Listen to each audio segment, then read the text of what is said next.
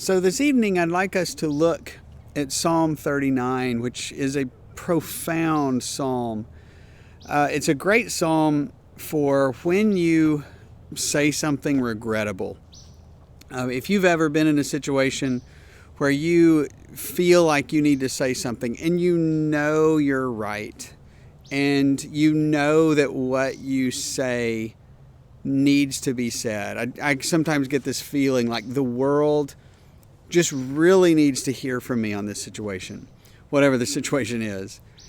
And then you say it, and then you completely realize it was a mistake. That's the way I read this psalm. It's fantastic.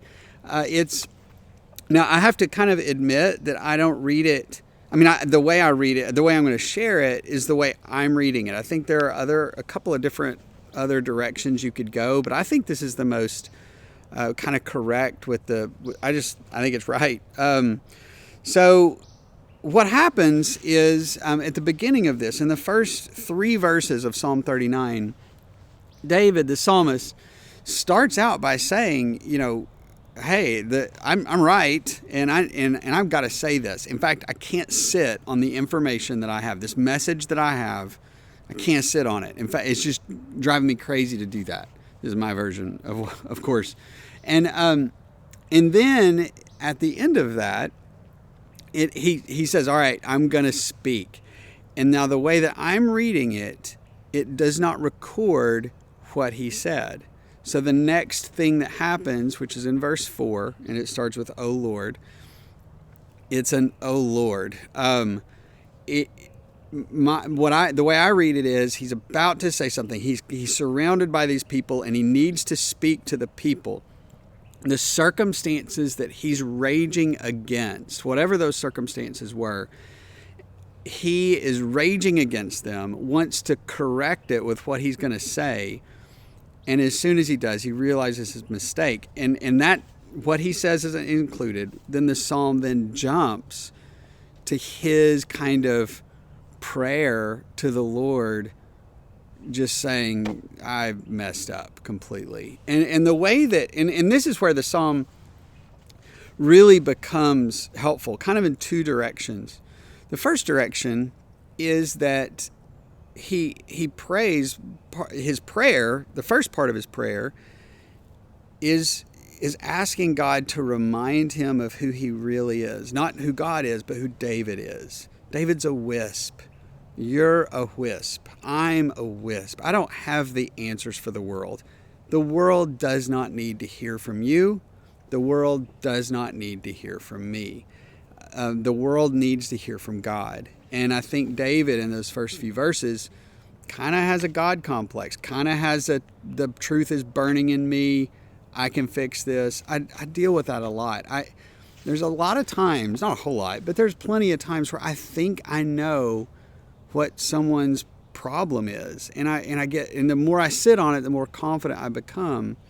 But the truth of the matter is only God knows the heart. Only God knows what the circumstances are. Only God has control of everything. And so first he says, in the way that I'm reading it, God, remind me of who I am and who I'm not. And then the second thing that David says, which I think is even maybe more profound in a way, is it kind of towards the end of the psalm, he starts to ask God, or kind of realize that this thing, whatever it was that he was raging against, was something that was always and ever will be in the hand of God. So, I don't know, I'm going to use the coronavirus and especially social media, because things are not good on social media right now. And I don't know if you ever do this. I've done it. I don't do it on social media. I'm sly enough not to publish my own failures to the world, but I still have those exact same failures. There's times, maybe you do this too, and I'll use coronavirus. You just have to say something. You have to vent. You have to complain. You have to whatever, fight, whoever, whatever it is, you have to do it. You have to. You just feel so compelled to do it. And then you do it. Then you say what you were going to say. And you end up starting a fight you didn't want to start. You end up hurting people you didn't want to hurt. Or you end up maybe sometimes defending yourself in ways that you probably should not. You probably should have apologized for overreach, right? And that whole time, God is in control of the coronavirus. We may hate the way that the government is handling this, but it's God's authority that they're wielding. Now, it doesn't mean that we shouldn't vote and we shouldn't speak out, but raging against people, raging to people, having the truth burn in our hearts and venting it towards people, we end up kind of gossiping about God. We end up raging against the will of God to the people that aren't God. I think this is just profound. I think that it's real important for us to realize that what David should have done, what I should do, what you should do, is jump to the end of the psalm. Instead of jumping out and talking to all of the people around him. I don't know, I don't think David was big into Twitter, but if he was, this is the moment where he should have put down his phone.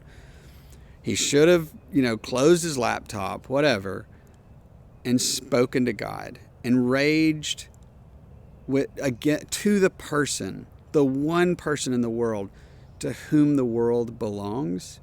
And I think he realizes his sin. He realizes the overreach, if I can use that word that we're using so much in the coronavirus. He goes too far. And it's profound because there's grace. I think it's amazing that God gives us a psalm that helps kind of guide us through this emotional roller coaster that happens when our sinful heart starts squirting out, whether it's through our mouth, whether it's through our typing fingers, whether it's through the places we go and the things that we do. God gives us a psalm to walk us back, and we walk back to the Lord.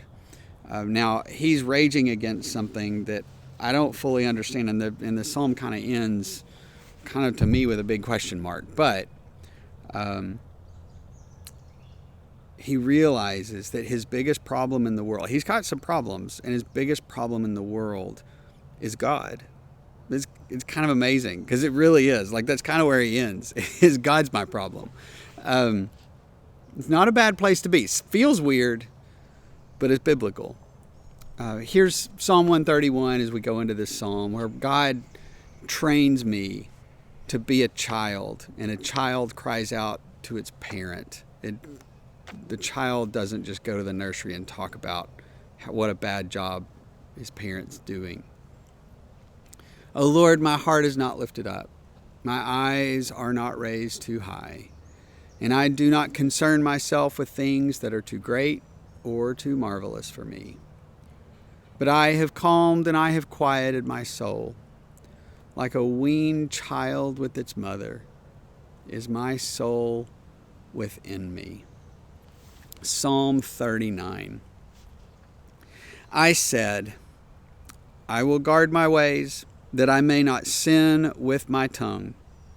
I will guard my mouth with a muzzle, so long as the wicked are in my presence. I was mute and silent. I held my peace to no avail. And my distress grew worse. My heart became hot within me. As I mused, the fire burned. Then I spoke with my tongue. O Lord, make me know my end, and what is the measure of my days. Let me know how fleeting I am. Behold, you have made my days a few handbreadths, and my lifetime is as nothing before you. Surely all mankind stands as a mere breath. Surely a man goes about as a shadow. Surely for nothing they are in turmoil. Man heaps up wealth and does not know who will gather. And now, O Lord, for what do I wait? My hope is in you. Deliver me from all my transgressions. Do not make me the scorn of the fool. I am mute. I do not open my mouth, for it is you who have done it. Remove your stroke from me. I am spent by the hostility of your hand. When you discipline a man with rebukes for sin, you consume like a moth what is dear to him. Surely all mankind is a mere breath. Hear my prayer, O Lord, and give ear to my cry. Hold not your peace at my tears, for I am a sojourner with you, a guest like all my fathers. Look away from me, that I may smile again before I depart and am no more. Amen.